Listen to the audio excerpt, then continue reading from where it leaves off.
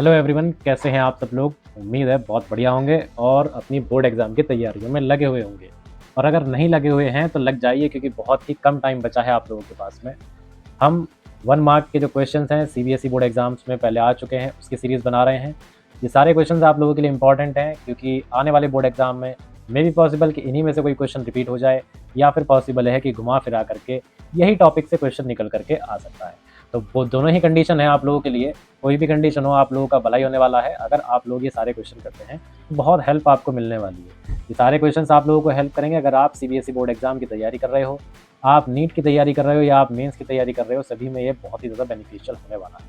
ठीक है, तो कुछ पार्ट हमारे 1 मार्क वाले जो लेक्चर हैं उनके पहले आ चुके हैं। अगर आप लोगों ने नहीं देखा तो डिस्क्रिप्शन में प्लेलिस्ट का लिंक है, वहाँ पर जाकर के सारे पार्ट आप जो है विजिट कर सकते हो।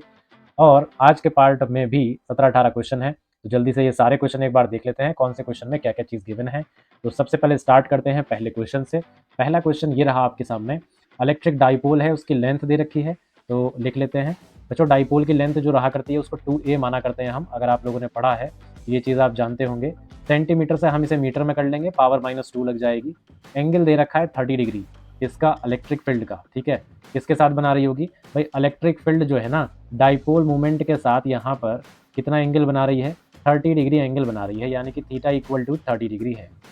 Dipole dipole experiences a torque of. अब यहाँ पर हम लोगों को टॉर्क भी दे रखा है 8 × 10⁻³ न्यूटन मीटर। और मैग्नीट्यूड हमें क्या करना है? चार्ज का बताना है। ठीक है, तो चार्ज का जो मैग्नीट्यूड है वो हमें बताना है। क्योंकि यहाँ पर टॉर्क दे रखा है तो टॉर्क का फार्मूला अप्लाई करते हैं।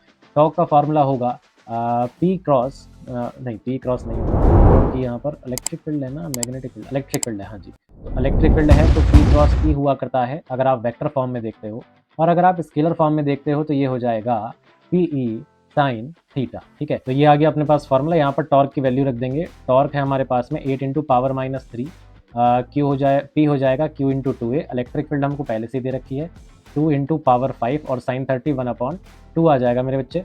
इसके बाद में यहाँ पर देखिए अब क्या हो सकता है, ये 2 से ये 2 कैंसिल कर देंगे हम, है ना। और 8 × 10⁻³ क्यू ऐसा का ऐसा ही आ जाएगा। 2a की वैल्यू हो जाएगी 2 × 10⁻² × पावर 5। ठीक है, तो यहाँ से पावर कितनी बच जाएगी? पावर बच जाएगी +3। वो उधर जा करके दूसरी तरफ क्या हो जाएगी? -3।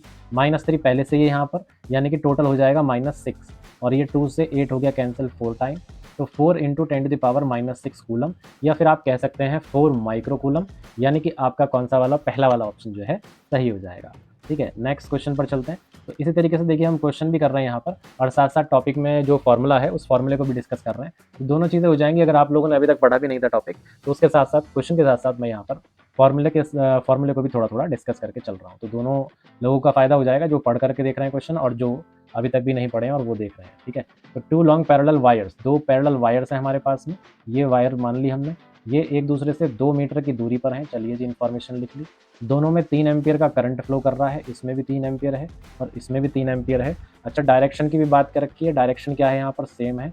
तो मान लेते हैं ऊपर की डायरेक्शन में ये जो है करंट फ्लो कर रहे हैं, I1 और I2। Force per unit length आपको यहाँ पर निकालनी है, यानी कि F/L यहाँ पर आपको बताना है। फॉर्मूला हुआ करता है मेरे बच्चे μ0/4π टू I1 I2/R। R यहाँ पर वायर्स के बीच का डिस्टेंस माना जाएगा। अगर आप वैल्यूज़ रखते हैं यहाँ पर, तो वैल्यूज़ कितनी आ जाएगी? 10⁻⁻7 2 × 3 × 3, और डिस्टेंस वायर्स के बीच में था 2। 2 से 2 कैंसिल हो गया। यहाँ पर देखिए तो बड़ा आसान था। 3 3 9, पावर कितनी आ जाएगी? -7। ये आ गया आपके पास आंसर, ये रहा। ठीक है, और कोई ऑप्शन -7 पावर के साथ में है नहीं, और 9 मतलब 9 × 10⁻⁻7 के साथ में, तो यही वाला जो है अपना आंसर सही हो जाएगा, सी पार्ट। देखिए यहाँ पर फोर्स का नेचर भी पूछा है कि अट्रैक्टिव होगी या रिपल्सिव। तो इसके साथ मैं आपको ये भी बता दूं कि कैसे पता करोगे आप। उसके लिए मैं आप लोगों को कई बार पहले ही बता चुका हूँ, ट्रिक है रोज़ा। ये क्या कहती है भाई? रिपल्सिव होगी फोर्स अगर डायरेक्शन है अपोजिट, है ना, डायरेक्शन है अपोजिट, और सेम होगी मतलब सेम डायरेक्शन में फ्लो कर रही है करंट, तो अट्रैक्टिव हो जाएगी आपकी फोर्स। अब अरे ये तो ऑप्शन गड़बड़ दे रखे हैं, ये तो भाई ऑप्शन गड़बड़ दे रखे हैं। देखिए यहाँ पर 9 × 10⁻⁻7 है, और ये फोर्स क्या दे रखी है? रिपल्सिव। जबकि सेम डायरेक्शन के लिए क्या होना चाहिए? अट्रैक्शन यहाँ पर होना चाहिए, है ना। लेकिन यहाँ अट्रैक्शन है तो यहाँ पर पावर जो है -7 नहीं है, तो ये थोड़ा सा गड़बड़ है यहाँ पर। ये गड़बड़ क्या है यहाँ पर? ये जो MC मतलब ये MCQ कह रहा हूँ, ये जो ऑप्शन यहाँ पर दे रखे हैं आपको, ये गलत है। अगले क्वेश्चन पर चलते हैं। समझा दिया वैसे मैंने टॉपिक आपको, क्या टॉपिक है और किस तरीके से आप डील करेंगे, वो सब समझा दिया मैंने। तो उस चीज़ को, उस नॉलेज को जो है ध्यान रखिएगा आप लोग। क्वेश्चन नंबर 3 पर चलते हैं। विच of the following has its permeability. तो परमेबिलिटी की बात चल रही है। Less than free space, free space से कम किसकी परमेबिलिटी होगी यहाँ पर। देखिए परमेबिलिटी को डिनोट करते हैं हम म्यू से, ठीक है। परमेबिलिटी पूछी है कि कम होगी परमेबिलिटी ऑफ फ्री स्पेस से, यानी कि mu less than mu naught आएगा। अगर मैं यहाँ पर क्रॉस मल्टीप्लाई करता हूँ तो इस तरीके से सिचुएशन आ जाएगी। म्यू अपॉन म्यू नॉट होता है बेटा म्यू आर के बराबर, है ना। अब देखिए म्यू आर जो है 1 से कम किसके लिए होगा, म्यू आर 1 से कम हुआ करता है डायामैग्नेटिक सब्सटेंस के लिए। किस सब्सटेंस के लिए, डायामैग्नेटिक सब्सटेंस जो होते हैं उनके लिए म्यू आर 1 से कम रहा करता है। अगर म्यू आर की बात कर रहे हैं तो 1 से कम, और कायम की बात कर रहे हैं आप तो ये 0 से कम रहा करता है, यानी कि नेगेटिव रहा करता है, ठीक है। तो आपको क्या करना है, एग्जाम्पल्स में से डाया सब्सटेंस जो है चेक करना है, ठीक है। डाया सब्सटेंस कौन सा होगा, डाया सब्सटेंस होगा यहाँ पर कॉपर, ठीक है जी। तो ए पार्ट जो है आपका यहाँ पर थर्ड क्वेश्चन के लिए ये वाला पार्ट सही हो जाएगा। नेक्स्ट क्वेश्चन करते हैं इसके बाद में। क्वेश्चन नंबर अगला है 4। एक आपको स्क्वायर शेप की कॉइल दे रखी है, उसकी साइड दे रखी है 10 सेंटीमीटर, है ना, 10 सेंटीमीटर। नंबर ऑफ टर्न्स भी दे रखे हैं, कितने हैं, 100। और परपेंडिकुलरली क्या कर रही है, मैग्नेटिक फील्ड में जो है रख दिया इसको, इंक्रीजिंग एट 1 टेस्ला पर सेकेंड। भाई ये दे रखा है कि मैग्नेटिक फील्ड जो है टाइम के साथ साथ चेंज हो रही है, तो delta B upon delta T हम कह सकते हैं दे रखा है। इंड्यूस्ड ईएमएफ पता करना है बेटा। देखो इंड्यूस्ड ईएमएफ का फॉर्मूला होता है -n डेल्टा फाई, ये फाई है, अपॉन डेल्टा टी, ठीक है। -n फाई, फाई आप रखोगे बी ए तो ये हो जाएगा इस तरीके से। वैसे तो बी ए कॉस थीटा होता है, लेकिन क्योंकि मैग्नेटिक फील्ड जो है परपेंडिकुलर है किसके, कॉइल के, तो क्या हो जाएगा, थीटा कितना आएगा, 0 आएगा। इससे मत समझ जाना आपकी परपेंडिकुलर है तो 90 डिग्री हो जाएगा। थीटा क्या होगा, एरिया वेक्टर और मैग्नेटिक फील्ड के बीच का एंगल है, जो कि यहाँ कितना आएगा, 0 आएगा, ठीक है। कन्फ्यूजन हो जाती है बच्चों को। और थीटा 0 आएगा तो इसके आगे का जो कॉस थीटा होता है वो कॉस 0 बनने के बाद क्या हो जाएगा, 1 हो जाएगा, इसलिए मैंने नहीं लिखा उसको। तो -n, n कितना है भाई यहाँ पर, n 100 दे रखा था आपको। एरिया, एरिया हमने बाहर लिया, delta B upon delta T रह गया यहाँ पर। मैं इधर लिख रहा हूँ -100 इंटू एरिया कितना है अपने पास, एरिया दे नहीं रखा था, कैलकुलेट करेंगे। यहाँ से आ जाएगा एरिया, साइड स्क्वायर मतलब 100 सेंटीमीटर स्क्वायर है तो पावर -4 कर दूंगा मैं। 100 इंटू पावर -4 कर दिया मैंने। इसके बाद में अभी क्या दे रखा है अपने को, delta B by delta T 1 दे रखा था, ठीक है। तो सॉल्व कर लेते हैं। 2 और 2 4 और 4 माइनस में, यानी कि 1 आंसर आ जाएगा। अब देखिए यहाँ पर आंसर क्या आया हमारा, -1, ठीक। माइनस क्या बताता है, ईएमएफ की डायरेक्शन बताता है कि कॉज ऑफ प्रोडक्शन का अपोज कर रही है यहाँ पर। तो अगर आपके ऑप्शन में माइनस नहीं है तो आप क्या करेंगे, मैग्नीट्यूड ले लीजिए, मॉड ले लीजिए इस ईएमएफ का, और आपका आंसर जो है बन जाएगा। कितना बन रहा है यहाँ पर आंसर, 1 बन रहा है, 1 आपका आंसर आ गया। डी ऑप्शन हो जाएगा यहाँ पर बिल्कुल करेक्ट, ठीक है जी। नेक्स्ट क्वेश्चन पर चलते हैं। नेक्स्ट क्वेश्चन क्या है, नेक्स्ट क्वेश्चन है which of the following electromagnetic radiation has the least wavelength. कौन सी सबसे लीस्ट वेवलेंथ वाली यहाँ पर ईएम वेव है। देखो मैंने आप लोगों को ट्रिक बता रखी थी, radio of MI listen bathing with Lux ji, यानी कि रेडमी, रेडियो सुनो रेडमी की लक्स जी के साथ नहाते नहाते, इस तरीके से कुछ एक ट्रिक बताई थी मैंने आपको, एक वीडियो भी बनाया था। तो ये जो ऑर्डर है ये डिक्रीजिंग वेवलेंथ का ऑर्डर है। अब आप देखिए यहाँ पर सबसे नीचे कौन है, गामा है, यानी कि गामा की जो वेवलेंथ है सबसे कम। क्या गामा आपके ऑप्शन में है, बिल्कुल है गामा आपके ऑप्शन में, तो यही आपका क्या हो जाएगा, करेक्ट आंसर हो जाएगा। ये था आपका 5वां क्वेश्चन। नेक्स्ट क्वेश्चन पर चलते हैं, क्वेश्चन नंबर 6। क्वेश्चन नंबर 6 है, यंग्स डबल स्लिट एक्सपेरिमेंट से क्वेश्चन आया है। स्क्रीन को मूव किया जा रहा है, स्लिट से दूर करा जा रहा है। देखिए ये रहा करती हैं स्लिट, ठीक है, 2 स्लिट हो गए, सामने स्क्रीन रहा करती है, इन दोनों के बीच में डिस्टेंस होता है d। तो इस d डिस्टेंस को क्या कर रहे हैं हम, इंक्रीज कर रहे हैं। तो आपसे पूछा जा रहा है एंगुलर सेपरेशन पर क्या प्रभाव पड़ेगा और फ्रिंज विड्थ पर क्या प्रभाव पड़ेगा। पहले फ्रिंज विड्थ को डिस्कस कर लेते हैं। d लैम्डा अपॉन d, यहाँ पर आप देख सकते हो बीटा जो है कैपिटल D के डायरेक्टली प्रोपोर्शनल है, तो अगर आप d बढ़ा रहे हो तो बीटा भी क्या होगा, बढ़ेगा, ठीक है। तो फ्रिंज विड्थ तो बढ़ रही है। अब बढ़ने वाले कौन कौन से केसेस हैं फ्रिंज विड्थ का, देखो एक तो ये वाला केस है और एक ये वाला केस है। अब इसमें कांस्टेंट दे रखा है और इसमें डिक्रीज, यानी कि दोनों ऑप्शन ये वाले तो गलत हो गए। C और D में से एक ऑप्शन होगा। अब एंगुलर जो सेपरेशन हुआ करता है फ्रिंज का, वो कितना हुआ करता है, एंगुलर सेपरेशन रहा करता है बेटा, ये रहा करता है, कितना रहा करता है, लैम्डा अपॉन डी। कितना रहा करता है, लैम्डा अपॉन डी रहा करता है। अब आप यहाँ पर देखो, ये एंगुलर सेपरेशन के फॉर्मूले में जो डी है वही क्या हो गया, यहाँ पर एब्सेंट हो गया। तो आप चाहे डी को बढ़ाइए या आप चाहे डी को घटाइए, कोई फर्क पड़ने वाला नहीं है, यानी कि रिमेन्स कांस्टेंट। तो पहली चीज रिमेन्स कांस्टेंट और दूसरी चीज इंक्रीज होगी, यानी कि सी ऑप्शन जो होगा यहाँ पर करेक्ट आंसर बन जाएगा। ठीक है, फॉर्मूला पता होना चाहिए इस तरीके के क्वेश्चन के लिए, आपको और कोई चीज़ नहीं जाननी है। इसलिए मैं कहता भी हूँ आप लोग कुछ करिए या मत करिए, लेकिन फॉर्मूला जरूर याद करिए। हर चैप्टर का चैप्टर वाइज फॉर्मूले तैयार रखिए, आपके 60% क्वेश्चन चुटकी बजाते ही हो जाएंगे। Energy of photon of wavelength lambda, भाई एनर्जी कितनी होती है फोटोन की, एच न्यू। न्यू को आप क्या लिख सकते हो, सी अपॉन लैम्डा। तो यहाँ पर एनर्जी का फॉर्मूला क्या हो जाएगा, H C upon lambda. H C upon lambda, कितना भारी क्वेश्चन था देखिए, है ना, कितना टाइम लगा आपको सॉल्व करने में। फॉर्मूला पता होना चाहिए यार आपको। Ratio of nuclear density, nuclear density का रेशियो निकालना है दो न्यूक्लियाई के, उनके एटॉमिक मास नंबर दे रखे हैं, ये A1 हो गया, ये A2 हो गया। लेकिन देखो मजेदार बात मैं बताता हूँ आपको, यहाँ पर न्यूक्लियर डेंसिटी जो है ना एटॉमिक मास पर डिपेंड ही नहीं करती, एटॉमिक मास नंबर पर। न्यूक्लियर डेंसिटी का फॉर्मूला होता है 3m upon 4 pi R naught cube. यहाँ देखिए जरा इस फॉर्मूले में, क्या इस फॉर्मूले में एटॉमिक मास नंबर आ रहा है, क्या यहाँ पर इस फॉर्मूले में ए आ रहा है, कहीं भी नहीं आ रहा। तो आप चाहे कुछ भी न्यूक्लियस लेकर के आइए, कितने भी एटॉमिक मास नंबर का न्यूक्लियस लेकर के आइए, जो रेशो आएगा न्यूक्लियर डेंसिटी का वो 1:1 ही आएगा हर बार, यानी कि कौन सा ऑप्शन, डी ऑप्शन। ये देखो सॉल्व करने की जरूरत ही नहीं पड़ी, आपको लॉजिक पता होना चाहिए, है ना, फॉर्मूला पता होना चाहिए। यहाँ भी फॉर्मूले नहीं काम कर दिया। नेक्स्ट क्वेश्चन है question number 9। During the formation of PN junction, भाई जब पीएन जंक्शन बनता है तो क्या होता है, डिफ्यूजन करंट कीप्स इंक्रीजिंग, नहीं भाई लगातार नहीं बढ़ता, वो तो कांस्टेंट रहता है। ड्रिफ्ट करंट रिमेन्स कांस्टेंट, नहीं गलत। ड्रिफ्ट करंट जो होता है, देखो ड्रिफ्ट करंट जो होता है ना, ये सिर्फ फॉर्मेशन के टाइम की बात बता रहा हूँ मैं। जो ड्रिफ्ट करंट रहता है वो लगातार इंक्रीज होता है, और जो डिफ्यूजन करंट रहता है, डिफ्यूजन करंट रहता है, डिफ्यूजन करंट जो है क्या रहता है, ऑलमोस्ट कांस्टेंट रहता है। ठीक है, कब, ड्यूरिंग फॉर्मेशन, ड्यूरिंग फॉर्मेशन, किसकी फॉर्मेशन भाई, पीएन जंक्शन की, during formation of PN junction, तभी सिर्फ ऐसा होगा, है ना। ये जो चीजें मैंने बताई हैं दो, ये तभी काम करेंगी जब पीएन जंक्शन की फॉर्मेशन हो रही है। तो ये चेक कर लीजिए आप, डिफ्यूजन करंट, दोनों चीजें कांस्टेंट रहेंगी, गलत। Diffusion current remains constant, drift current increase, बिल्कुल सही। डी वाला ऑप्शन जो होगा आपका यहाँ पर सही हो जाएगा। ठीक है, ये चीज याद रखिएगा, जब पीएन जंक्शन फॉर्म होता है डिफ्यूजन करंट कांस्टेंट रहती है और ड्रिफ्ट करंट लगातार बढ़ती है। ठीक है जी, अगले क्वेश्चन पर आते हैं। अगला क्वेश्चन है आपका क्वेश्चन नंबर 10। ठीक, क्वेश्चन नंबर 10 में देखिए इस तरीके से आपको कुछ लेवल्स दिखा रखे हैं। ओके, आपसे क्या पूछा जा रहा है, ट्रांजिशन बताइए जिसमें एमिटेड फोटोन की हाईएस्ट एनर्जी हो। भाई एनर्जी किसकी हाईएस्ट होगी, है ना।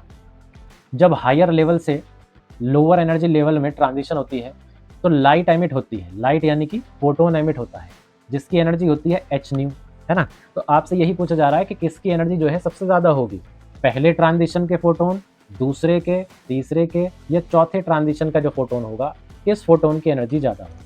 पता करने का सबसे बढ़िया तरीका बताता हूँ। देखो ये जो गैप आपको दिख रहा होगा ना, कहीं पर ज़्यादा है लाइनों के बीच में, कहीं पर कम है, ये जो गैप है ये एनर्जी डिफरेंस ही बताता है। यानी कि अगर आप यहाँ से यहाँ आए और गैप आपको सबसे कम दिख रहा है यहाँ पर, इधर इधर और इधर कंपेयर करोगे, तो इसका मतलब ये है कि यहाँ पर एनर्जी डिफरेंस जो है ना वो सबसे कम है। तो ये तो हो गया सबसे कम, तो ये तो आपका ऑप्शन हो ही नहीं सकता। उससे ज़्यादा कौन सा दिख रहा है, ये वाला एनर्जी डिफरेंस दिख रहा है, और सबसे ज़्यादा कौन सा एनर्जी डिफरेंस है, ये वाला, इस ट्रांजिशन का। देखो यहाँ से लेकर के यहाँ तक ये सबसे ज़्यादा डिफरेंस दिखा रहा है एनर्जी में। अगर एनर्जी में सबसे ज़्यादा डिफरेंस दिखा रहा है तो इसकी जो एनर्जी होगी फोटोन की, मतलब जो फोटोन निकला होगा इस ट्रांजिशन में, उसकी ही एनर्जी क्या रही होगी, सबसे ज़्यादा रही। तो ये कौन सा ट्रांजिशन था, पहला वाला। अगर पहला ट्रांजिशन है तो पहला ट्रांजिशन मतलब ए ऑप्शन आपका यहाँ पर करेक्ट हो जाएगा। देखो बिना सॉल्व करे आप लोग जो है आंसर बता सकते हो। ठीक है, सॉल्व तो करा ही नहीं हमने, कोई हमने कैलकुलेशन नहीं करी। 11th क्वेश्चन क्या कह रहा है, देखो विच of the following graph correctly represents the variation of particle momentum. भाई मोमेंटम और डी ब्रोगली वेवलेंथ, इनके बीच में आप फॉर्मूला पता कर लो, अगेन फॉर्मूला, और फॉर्मूला फिर से आपको जो है ग्राफ बताएगा कि कैसा ग्राफ बनना है। तो डी ब्रोगली वेवलेंथ होती है h अपॉन पी, यहाँ पर आप देख रहे हो इन्वर्सली प्रोपोर्शनल है, लैम्डा जो है पी के इन्वर्सली प्रोपोर्शनल है। इन्वर्स प्रोपोर्शनैलिटी के लिए डिक्रीजिंग कर्व यहाँ पर आया करता है। डिक्रीजिंग कर्व कौन सा है, ये नहीं है, ये नहीं है, ये इंक्रीजिंग कर्व है, तो ये भी गलत, ये है डिक्रीजिंग कर्व, यही बनेगा सही आंसर। डी ऑप्शन जो है यहाँ पर बिल्कुल सही हो जाएगा।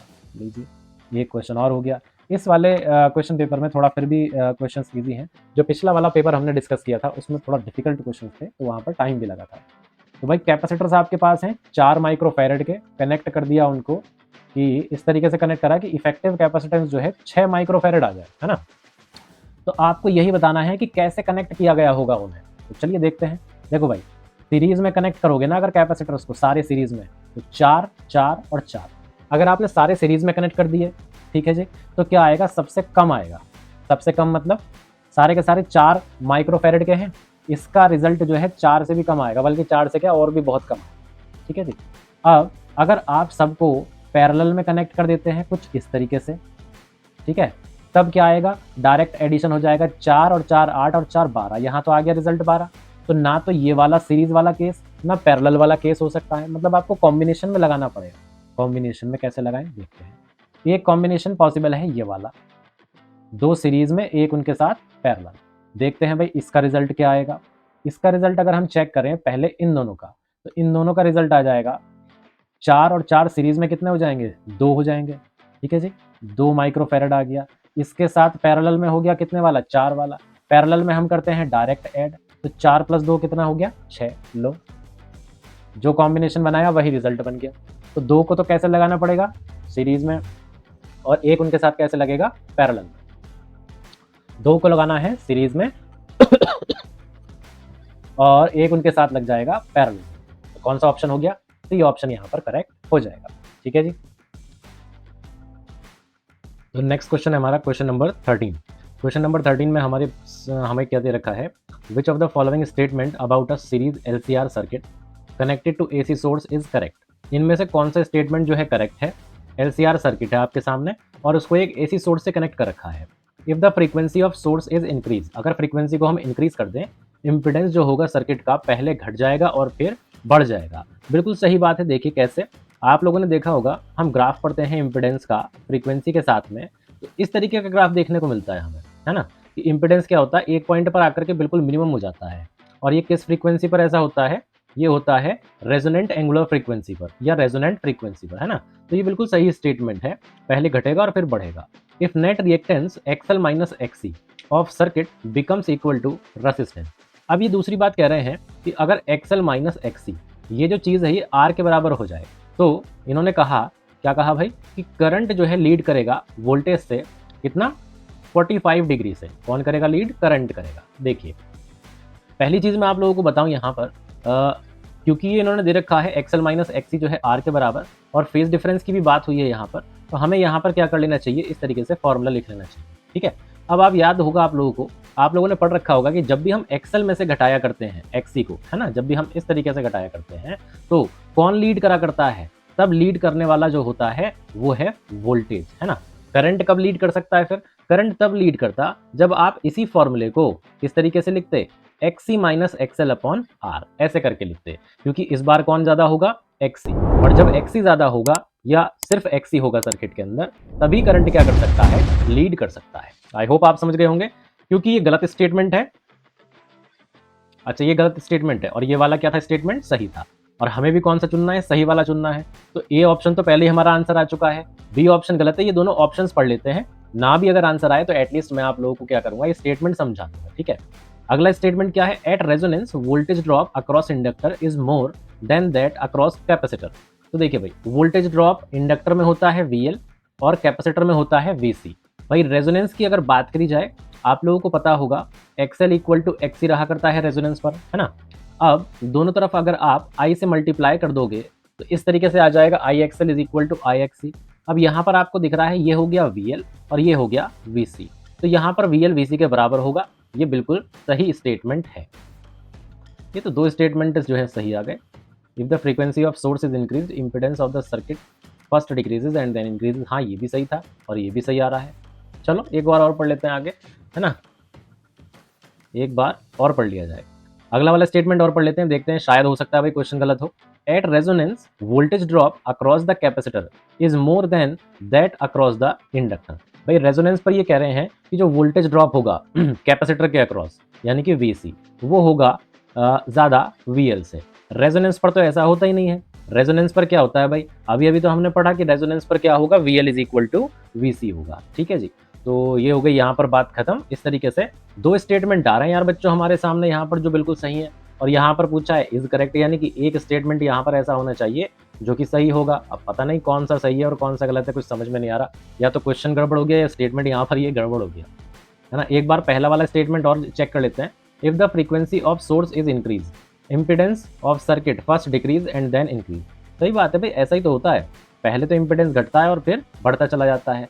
कब ये मिनिमम हो जाता था? रेजोनेंट एंगुलर फ्रीक्वेंसी पर, है ना। हाँ, यही चीज़ हुआ करती है। तो सही है, दोनों स्टेटमेंट आपके यहाँ पर सही होंगे। अब क्वेश्चन में पता नहीं जो भी हो, मैंने आप लोगों को यहाँ पर लॉजिक जो है दोनों समझा दिए, दोनों ही स्टेटमेंट के। अगला क्वेश्चन है क्वेश्चन नंबर 14।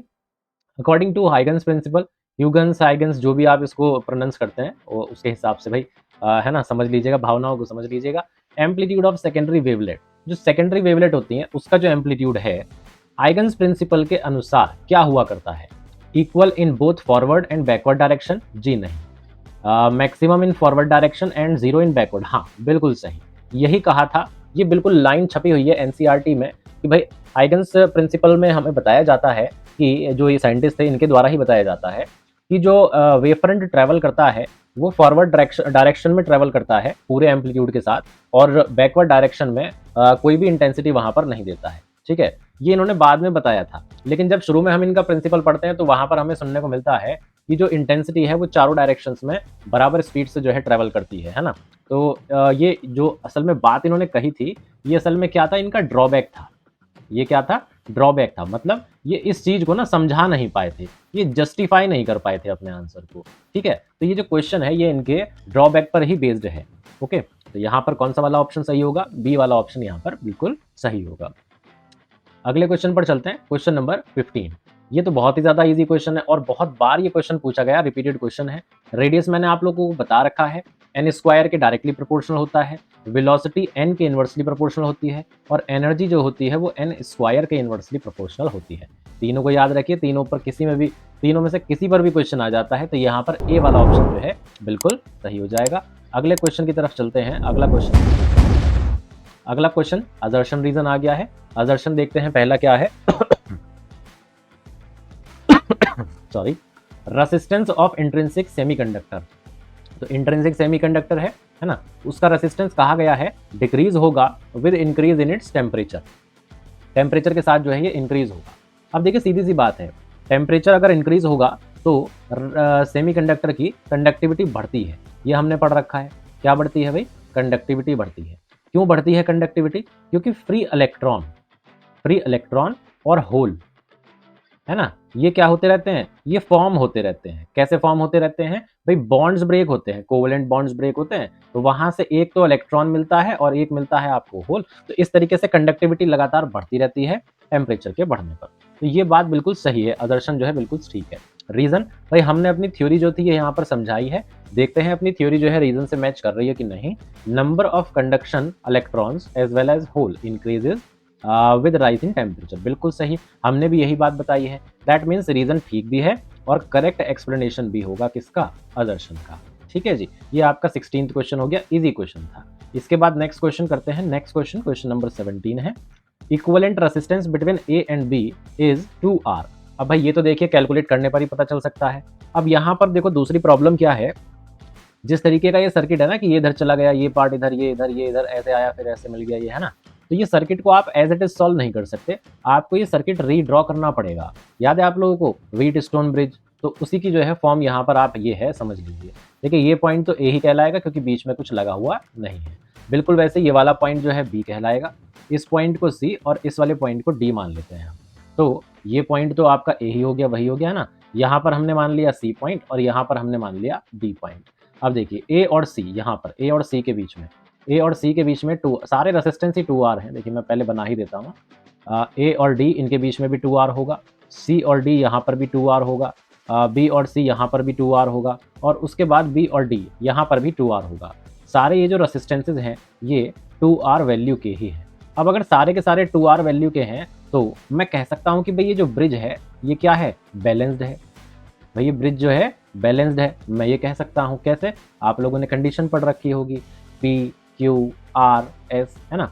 हम कहा करते थे कि अगर P upon Q R upon S के बराबर आ रहा है तो ब्रिज बैलेंस है। और जब ब्रिज बैलेंस रहा करता था तो हम ये बीच में टर्म रहा ये ब्रांच रहा करती थी ये वाली, इसको क्या कर देते थे, हटा दिया करते थे। तो ये हमने दिया यहाँ से हटा। अब हम क्या कर सकते हैं, इक्विवेलेंट रेजिस्टेंस कैलकुलेट कर पाएंगे। देखिए इन दोनों का रिजल्ट कितना आ जाएगा, 2R + 2R, ये आ जाएगा 4R। ऐसे ही नीचे भी ये दोनों 2R + 2R कितना आ जाएगा, 4R।